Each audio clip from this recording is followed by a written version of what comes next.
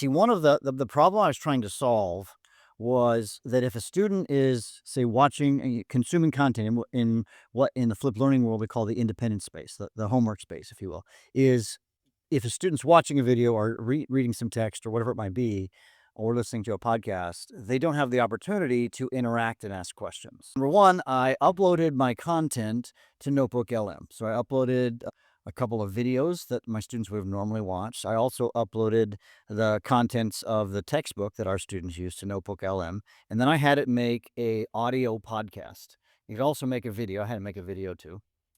And then what I decided to do is I wanted to then assign my students to interact with this, because then I wanted to require that they would, click this interactive button that can interrupt the podcast hosts, the AI hosts, and ask them questions. Explain to my students how they were going to do this, and it was a fail.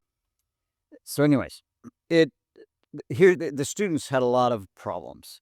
They kept having to restart it, and sometimes it would randomly restart on them, and they did not like the fact they had to keep interrupting. And then for some reason, and it may be because of how I set things up, if you're listening and you figure this out, talk to me. It seemed to not remember, this is the reporting of my students, and they really did try, that when they would copy this prompt, which said, summarize all of the questions and produce a report, et cetera, et cetera. Google, if you're listening to this, you need some improvements.